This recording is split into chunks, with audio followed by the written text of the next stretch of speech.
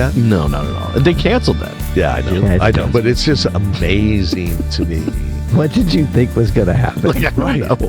Right? I mean, I told a friend of mine, I said, I think the only thing worse is if you'd have tried to change the Waffle House logo. and that's the easy button, baby. That's the easy button. That's Okay. yeah. Can we say something about that real quick? For the love of God, for everybody out there watching, listening right now, please turn that off. Yeah, please, oh God. Welcome to the Old Guys No Shit podcast in DealerCast Studios, where we bring together decades of automotive knowledge, all together in one place. Here's your host, Old Guys Who Know Shit. Hey, what's going on, DealerCast Nation?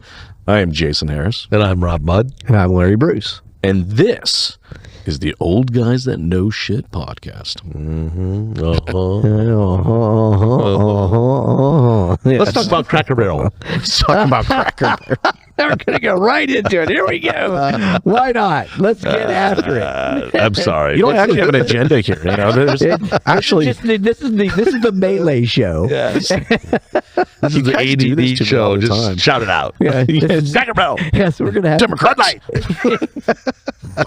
we need to have like a cage match show. This is just going to be the Throwdown Raw cage match. So Should we do that one time where I Yeah. literally don't bring my iPad with no notes and no questions, and Cage it's just match. like, It's just like I'm sure that would be one of the better ones. You know, I mean, we'd just be free for all. all right. If you guys think it's a good idea, let us know. yeah, for sure. Hey guys, what's up? How you doing? I'm good. How are you? I'm doing good. You doing good? I'm good. Next question. I did eat at a Cracker Barrel the other day. Did you? by the way. I did. Was yes. Did it had its makeover yet? No, not at all. They canceled that. Yeah, I know. Yeah, I know. But it's just amazing to me. What did you think was going to happen? Right? I mean, when that's talk about a loyal customer base. Very loyal customer base. I told a friend of mine, I said, I think the only thing worse is if you'd have tried to change the Waffle House logo. Do they even have Right one? Yeah. Well, waffle? The block Waffle Yeah, okay. House. Yeah. Well, they tried to do it by taking all the good shit out of the logo. The old man, the cracker, you know.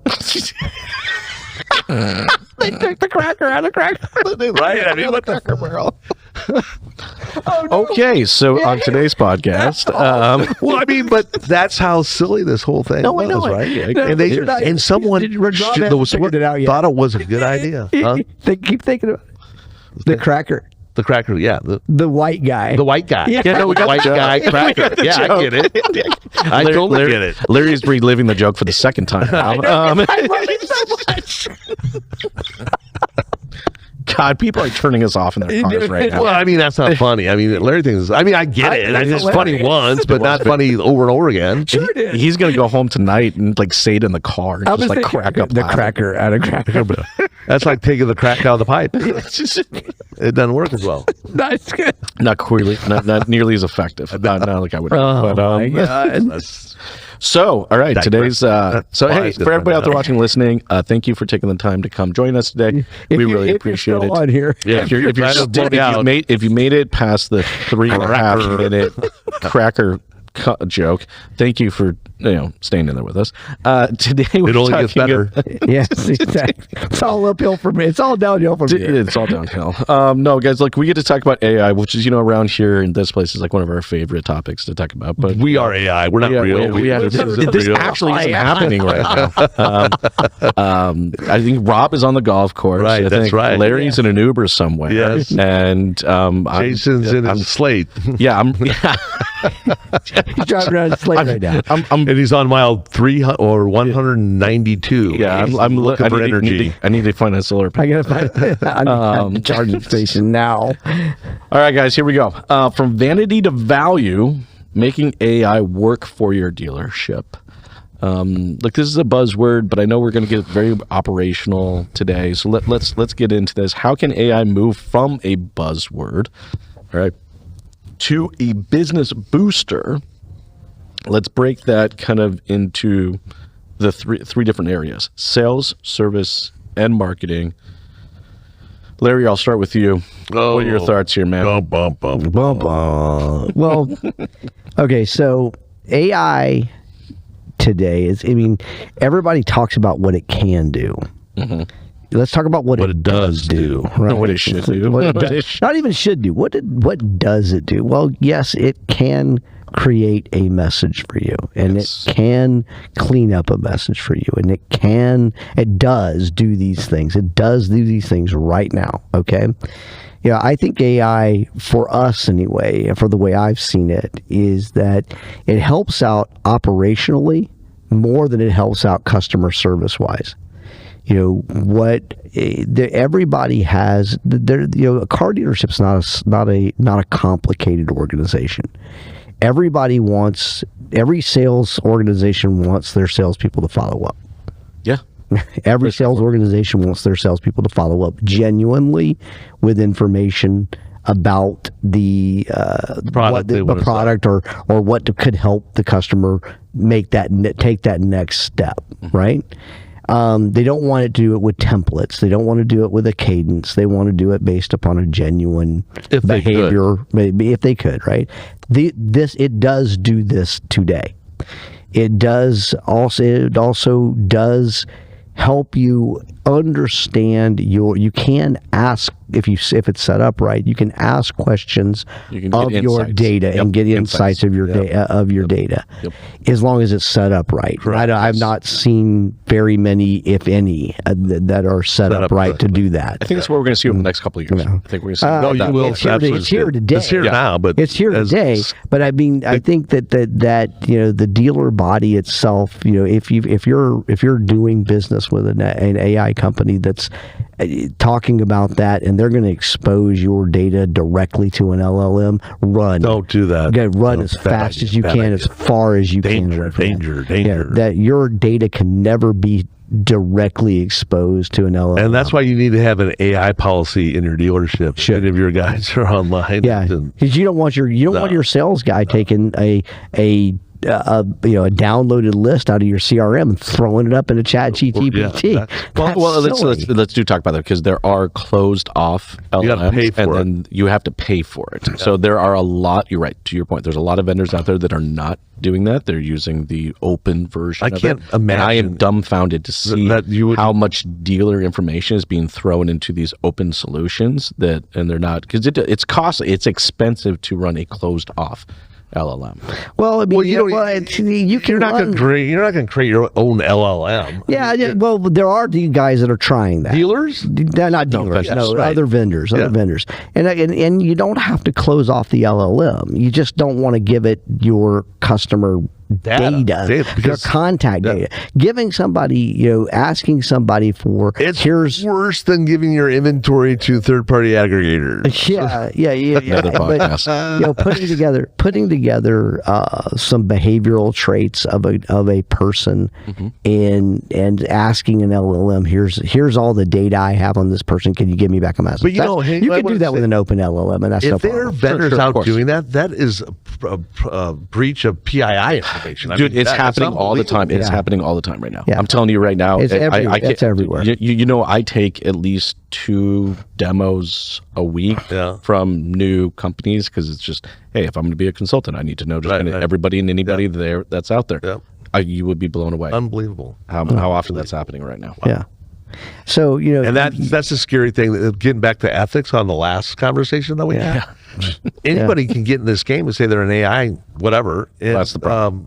They do it. And the other problem is when people believe or come to the realization or think that the AI is always right, similar to what they thought Google was a utility. Yes. Right? And everyone believed it. Google always stealing your. that's a problem. Yeah, that will be a very big problem. Yeah. So at the end of the day, So the messaging, it can. You can ask your questions, get insights from your data, and try to and act on those insights. You can have the. Again, it comes down to how you set it up. But natural language to code it's not just here. It happens every day, right? Quite often. Some of our coding velocity is 5x now. So Overnight. that overnight. I mean, literally. And so that type of thing that can go on is going on. Here's what's not going on, right? AI to call a customer and have a conversation about buying a car, no. Okay, so I'm with you, and I think you guys just going to go back to our original question. We're talking about the buzz, how to get it away from a buzzword into boost a business booster.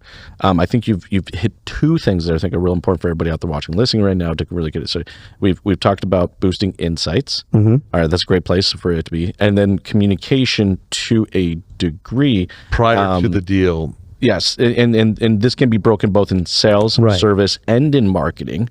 So looking at both insights and communication from all three of those is a great place. Right, but you mean so if you take that and you want to go to that next level, that next level is if we've gone through this idea that AI can just take here's what AI can't do. I mean, it's a better way to do this, is that it can't just take any data and you just throw it at it and it just magically knows what it is. It won't.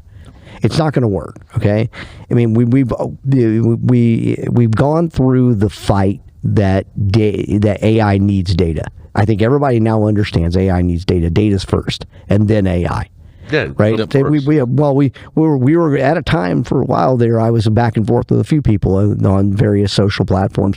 We don't need you don't need a CDP. You can go right into your AI. That's BS, with a big B and a big S. You got to have the data. It's got to be organized. Got to be clean. You got to have good data first. 100%. And good data makes good AI. Now, after that, how do you get data? How do you make that an actionable thing? How do you prompt it? Right now, you can. Everything is about a prompt. Everything is right. But you can take agents today, and those agents can take those segments and prospect to hundreds of thousands. This is happening. That's where right now. Works. Right now, this is what's happening. It's happening right now. Yep. Hundreds of thousands of people our conversations are getting started, and prospecting where your salespeople aren't going to ever do it. They're not doing it. This is happening today, right now. These conversations are going on. So the evolution of the BDC. Probably 20 years ago, I was at greeting a direct mail sale, and a Ford store down in West Virginia, or somewhere down south.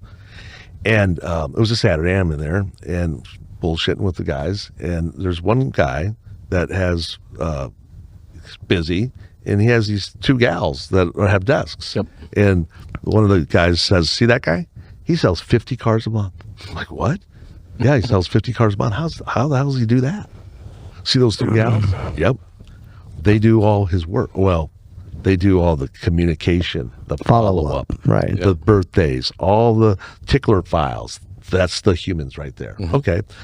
Then go 5-6 years, they wanted to scale that concept, right? And we call those BDCs. Right? And they're doing it. Well, now we're adding layers of expense to the bottom, right? To the P&L. To the P&L. Just keeps adding up. In the sales concept. And the whole thing. Well, today with AI, what Larry's saying is where I see, because of the conversation we had with the guy down in NADA, that, hey, I want to sell more cars, but I could never sell more cars unless I hired more sales guys. And shit, I just can't get them. And Larry says, well, what if you had a system that followed up on all the things that your sales guys don't do and gave your sales guys the opportunity to be in selling conversations, as opposed to setting the well, and the guy said, "Yeah, Larry, hell, that sounds like that makes sense."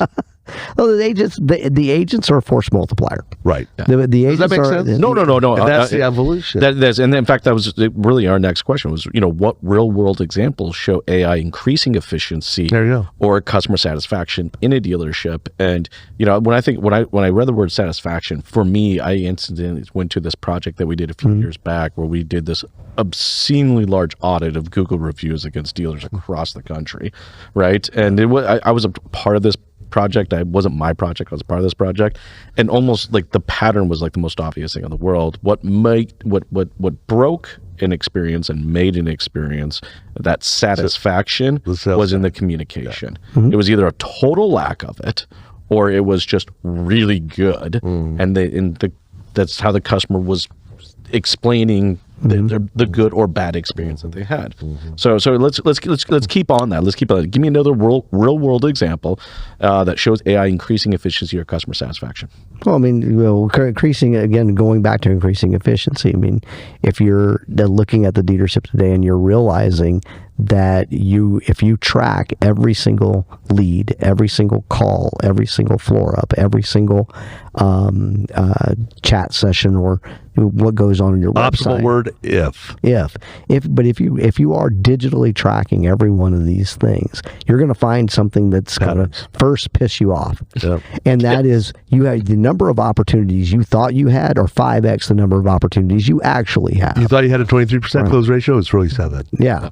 That's the first thing. You're going to be mad about it. Now, after you get mad about it, let's try to do something about it. At the end of the day, all of these people are not created equal. They're not all ready to buy right now, but they all do need to be followed up on. But the salesperson needs to figure out which ones are going to buy now. So the AI can find the ones that are hottest, the ones that are the most engaged, and those insights. Yeah, keep those with the sales team, and then keep the others on the hook and continue to follow up, freeing up the sales guy to spend more and quality time with the people that are closer to ready to buy, but keeping the other people engaged and answering questions.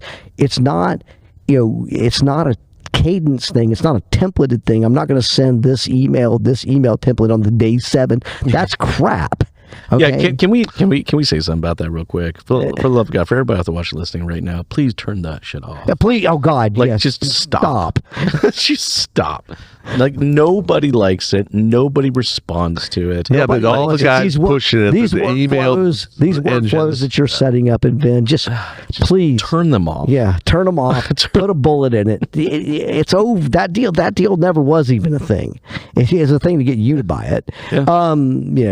But at the end of the day, the AI needs to be able to answer questions. So the AI can't just be AI. It has to be connected to an MCP. That MCP server should be able to answer questions like, how many vehicles do you have in stock? So it's got to have access to your VIN. It has to have context. It's got to have information. These things are not really context. Context is more along the lines of how many calls have you made? What were those calls about? That's the context. This is more along the lines of, can you answer how many Buick GM, how many Buick Enclaves? Yeah, how many Buick Enclaves do you have in stock? Yeah, I think so. Do they? Yeah. So how many Buick Enclaves do you have? You don't watch golf, do you? Yeah. So how many Buick Enclaves do you have in stock? And then and that answer should come back. The AI should be able to answer that. How many? Do you have any incentives on these Buick Enclaves? Your AI's got to be able to answer that. Can you tell me what the payments might be on these Buick Enclaves?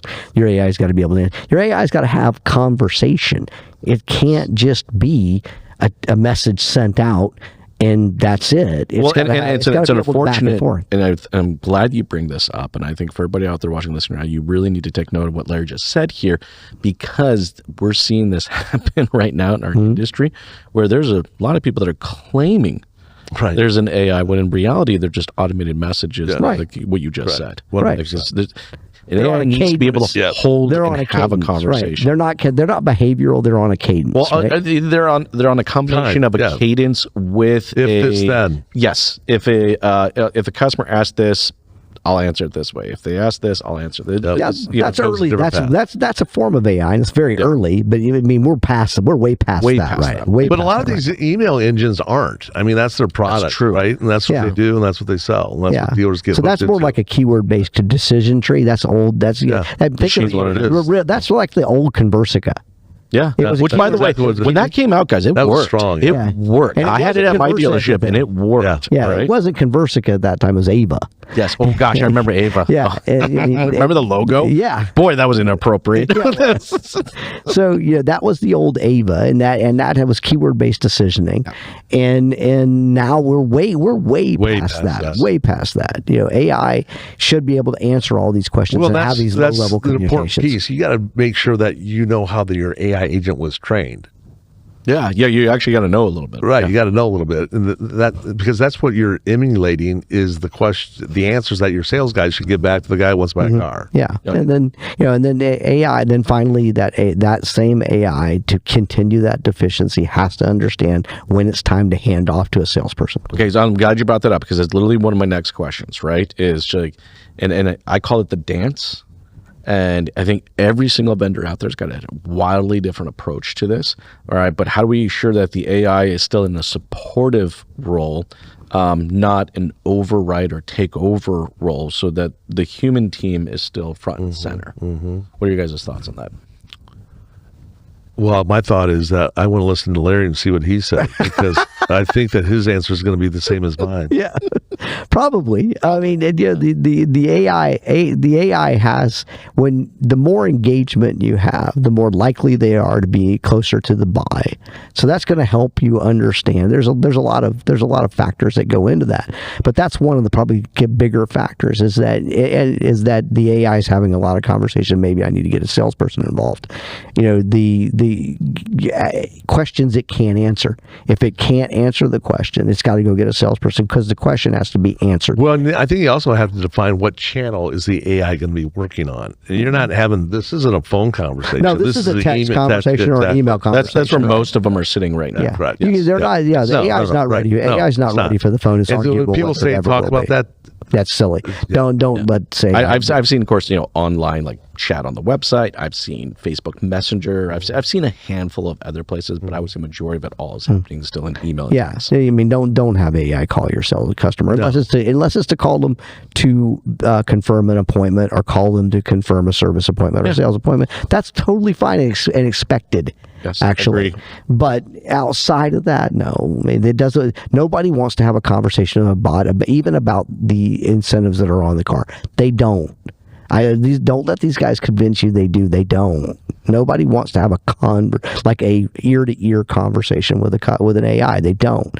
When they say, I also just think who has time for an ear-to-ear conversation right now? That's why we have text. That's why no one talks. That's what I'm saying. Anymore, right? Most of my time. Don't get me wrong. I do want to get with a real ear-to-ear conversation. But to your point, Larry, the last thing I want to do because it's very limited. I mean, yes, text, email all day long, right? And I might have 30, 40 minutes in the day where I'm like, okay, I'm going to call someone. And to your point, God, well, the worst thing I could do is talk to an AI. The ear-to-ear conversation is the relationship. That's the connection. Yes, and you're not going to make it with AI. Yep. So save that ear-to-ear conversation to be with the person.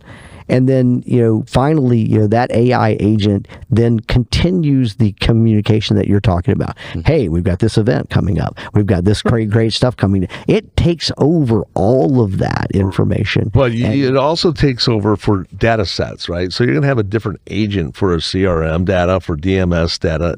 If you're doing it right. If you're doing it right, for de-anonymized data. And then, most importantly, prospecting data. Yeah. Right. But these guys, when you say agent, you're gonna get a wild range of definition of agent. 100%. Right. And so then let's define what I'm talking about is a agent or a bot is what that is, being trained to do one specific task. Well, it's a language model. So it's in this one, they're able to have this as it. And sometimes people will group them together into a larger, but yes, I'm with you. So I mean, but the agent, But that's an important part, man, because if someone's telling you, hey, no, man, it's got to be set up. It's got to be structured. Right. It's got to be on purpose. I mean, the questions a dealer should ask when you're talking to somebody about having an AI partner, the questions they need to ask is, the question that I got mad about the other day in Houston. How does my data get there? I mean, who's plugging this data in? How is this data being configured and built? And how is the AI accessing this data? Who's organizing that data? How is it organized? Tell me how the AI, because the AI is the action piece, and the DIAA, it's the action. Mm-hmm. How is that action working with the activation? Yeah. With the information to take the data and turn it into money. How's that happening? Explain it to me. And if they can't explain it to you, and they can't explain it to you simply, because it's really simple. Because they have no idea what they're doing. They have no idea. Right. So I mean, it's just and like I got mad about the other day. If anybody's telling you they're plugging their AI directly into the DMS, get away from that person. That's not happening. That's not happening. No. Nor would you want it to. That's the last thing you'd want to have happen. So just get away from that person. At the end of the day, the AI and the CDP are companions. And to have a good AI, you got to have a good CDP, and to have a good to make a good CDP make money, you got to have AI. Well, now you get into the insight side, right? So I think for everyone out there watching, listening, we talked a lot about. Well, there's the mechanics. I mean, it's not really so much insight. These are mechanics. Yeah. This is once you have the good CDP, and you have the agents and your AI and your agents set up properly. Now I'm just turning it on, and it's a swarm. It's contacting 200,000 people inside of 5 minutes. And so a lot of people that I've been speaking, they get confused between the AI and the CDP. And the CDP is the organizer, so to speak, of the data, right?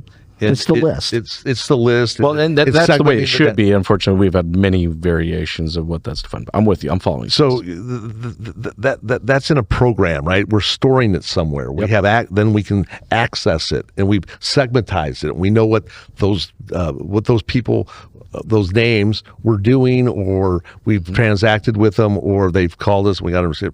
So you identify that, and then you have your prospect data. Then the AI agent is Larry. Yeah, I mean the AI agent's the guy that takes all that. It takes all that data and turns it into an email message to starts a conversation, and then gets back feedback and continues that conversation. Yep.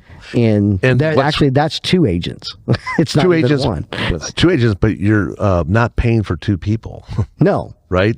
That 100%. To me, so we talk about, we haven't, but we should, margin constriction, right? Mm-hmm. Well, margin constriction can get some freedom by lessing up the head count on the payroll, right? Mm-hmm. And so this is your BDC being replaced by the agent. Well, and look, I think for everybody out there watching, listening right now, I mean, this is true in any case, right? Like if you just get better with your communication, it will just ultimately affect a healthier bottom line, right? Yeah. So, like, I mean, it's the difference. But to Rob's point, if you're going to do it way more cost effective with an AI versus, but I mean, I think we see this in every dealership out there. Whenever they just get better at this, it ripples effect into. Well, that's the process, right? So you've got to have the process. Yeah. What is your process, and how am I going to land an AI into that process to make it more effective? It's actually a really good point. I mean, everyone should have a process before they lean into the technology. I mean, I know, Larry, we've talked about this a bunch of times, and I think for everybody out there, it's like it's process first, then technology. The worst thing you can do is take a piece of technology and dictate and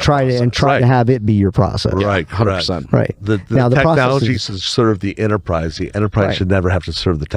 Right. Yes. But the funny part about that is that everybody thinks that every dealership's process is different. It's not. It's not. No. And their communication. That's the great thing about the car business. What they it's the say, same everywhere what they you say go. might be different. Exactly. That's what I love about it. The process is if I get a lead, what I want to have happen. I want to respond immediately. Yep. No dealer. You can ask 100 dealers, and 100 dealers are going to say yes. I want them to respond immediately. Yes. Then once I do have a lead, you ask them, well, what should happen? Now this is where it's going to get a little tricky, right? Because the who, dealer, what, and when. Yeah. The who's doing it, what they're saying, and yeah. I mean, but there's only three things that can happen once I talk to a customer. Yep. Either one, I have an appointment. Two, I have a follow up to get an appointment. Or three, I want to stop this process. Mm-hmm. That's it. There is nothing else. For 20 years, I've asked dealers to give me something else, and they haven't come up with a single thing yet. Mm-hmm. So every dealer wants to know, do you have an appointment? Do you have a follow-up to get an appointment? Or do you want to stop this process? Right? Then once I have an appointment, what should happen? They should show up. Well, no, I mean, to make it show up, I should get a thank you for the appointment. Yep. I should get an Outlook, a calendar invite to put it in my phone. Yep. I should get a follow-up on the appointment. The salesperson should follow up on the appointment 24 hours prior to, and I should 2 hours prior to get a text.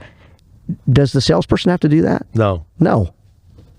It's not. The salesperson is not necessary in any of those points. No, but all those points are necessary to get to keep an appointment rate high, yes, or keep it show rate high, yes. But they don't have to be done by a salesperson. No. And you want to move because they're not being done by the salesperson. Right. So all this time we got these BDCs because our thought was when we get a BDC, what'll happen is our salespeople will move from 10 to 15 cars. Well, I think you got to go back further. They moved from 10 to 15 cars. It stayed at 10, and we ended up not so much doubling our comp percentage, but raising it by a significant amount. If you add the BDC to your overall sales comp, you're going to see your numbers are way the freak out of whack. Yeah, I think you got to go one step further back, and when they had the floor salespeople, and then they initiated the internet salespeople, because God forbid the floor guy didn't know how to respond to a lead on the computer, so they created a new sales force. So now I've got two sales forces going after the same person because they can call you, walk in, and email you at the same time, right? Yep. And then they took another step with the BDC. So now I've compounded my sales effort 3 times. Right. And so you talk about constriction of margin. There you go. Well, so the guys... That's what happens when there's a lack of process, by the way. Right. We'll just throw more people at it. Right. Well, I mean, there were these guys that came along that 100% convinced, very smart dealers, that the people, the kind of person that can email, text, and follow up is not the same kind of person that can be on the floor. And and my rebuttal to that will be the same today as it's been for the last 15 years. If you can't communicate, go find another profession. Yep. The sales profession is about communication, and communication means text, email, phone, and here in person. If you can't do that, go find nothing else to do because you're in the wrong business. 100%. And a lot of it's the understanding of what that actually means, right? Mm-hmm. Because when you say it back the way we just said it, it sounds asinine to do what we just said, right? Right? Yeah, it's a little bit of work. You let your guys pick up the phone if someone calls. Yep. You let them talk to someone if someone walks in. Pretty straightforward. And if they can type, I mean, they can do it one finger at a time if they need be. So there's so much redundancy. I guarantee you they're texting. I guarantee you they're remarking on Facebook. No doubt about it. Yeah, I don't care what they and when was. But how did it happen? But think about it. When was the last training session on Facebook? Have you ever gotten trained? No. Did you just figure it out? Just figured it out. Yeah, but I can't figure out this CRM. This thing's too damn complicated. But I knew Facebook inside of 5 minutes when the new update came in. Because it was simple. Shut up. Well, but it was also simple, right? And that's the other thing about technology. If you make the interface simple, people use it. If you make it tough, they don't. And that's what a CRM is. And look, if you don't have the right people, it doesn't matter what technology you have. Yeah, it's still going to be a crappy situation. Yeah. Hey, guys, I know we're getting towards the tail end of our conversation. I wanted to throw this out there because there are some AI trends, and I'd love to kind of get your thoughts, right? Everything from generative creative tools to predictive insights.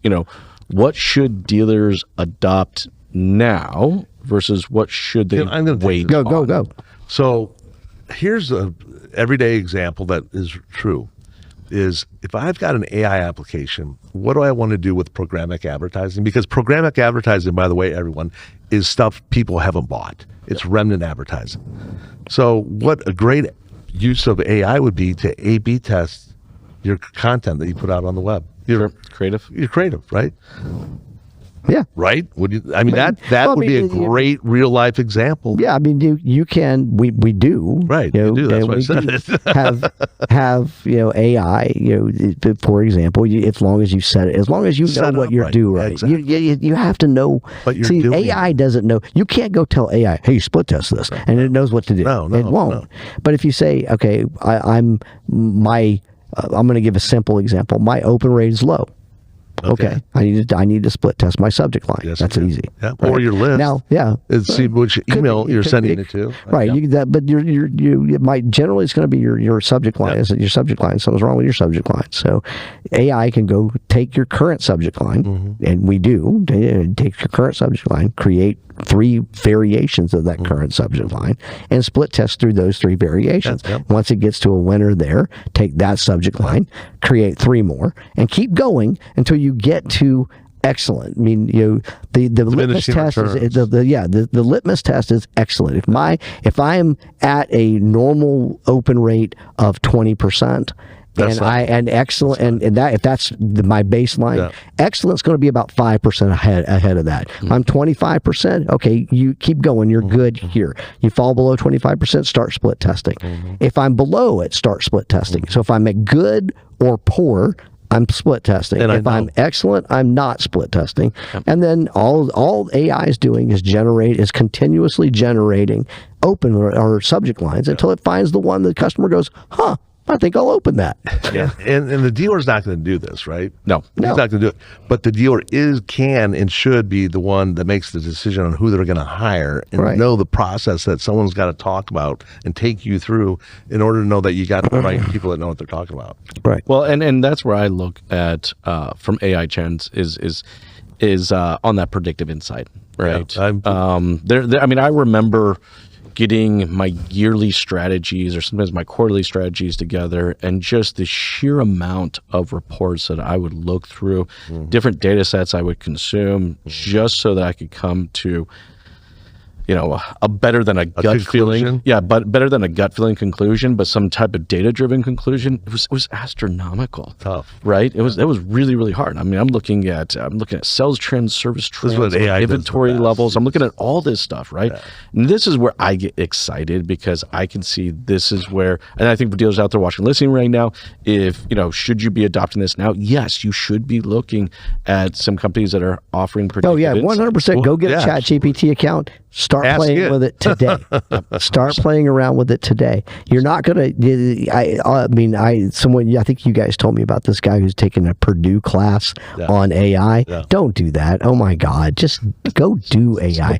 AI is not a learning thing. It's a doing thing. And I think one of the easiest thing is, I always encourage anybody out there watching this right now, if you have a vacation coming up anytime in the next year, just go and plan your entire vacation. It's fantastic. It is at that. Phenomenal. It will lights out. You tell it everything. If you got kids, if you don't have kids, if you want this type of vibe versus that type, just tell it everything. I think this might be a good time to give you. Let me give you just a basic construct for a prompt. Right?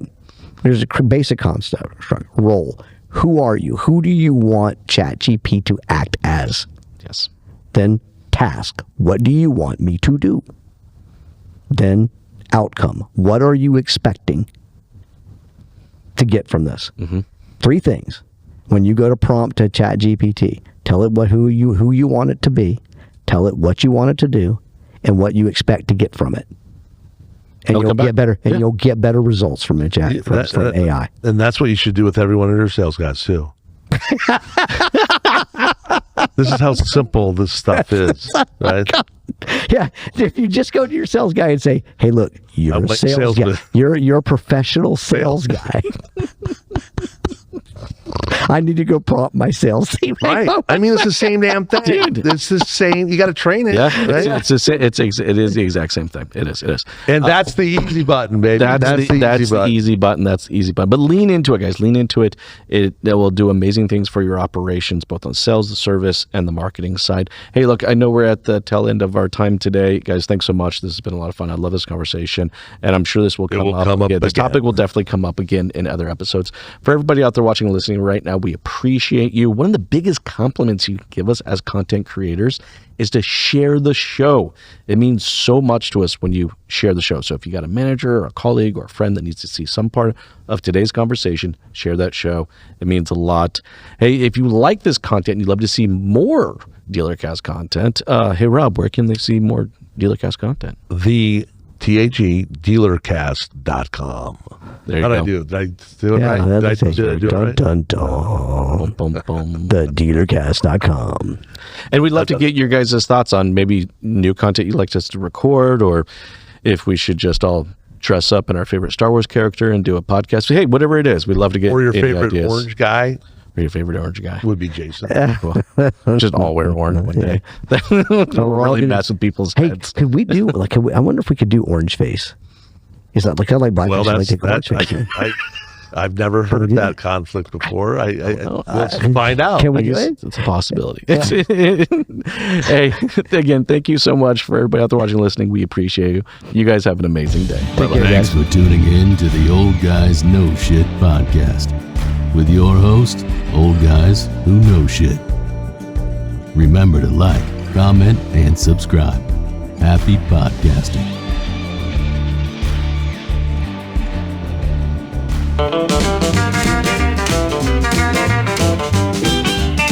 We've seen it all, been around the block, sold a few cars and hit the clock. From radio ads to digital screens, from paper ledgers to machine-made dreams.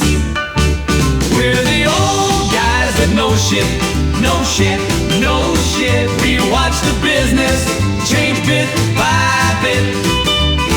From ink on paper to AI's call, we survived it all, standing tall. We're the old guys. Yeah, we know shit, know shit. From the old ways to the new, we've seen it fit. Once you'd walk in and shake a hand, now it's all apps and online plans.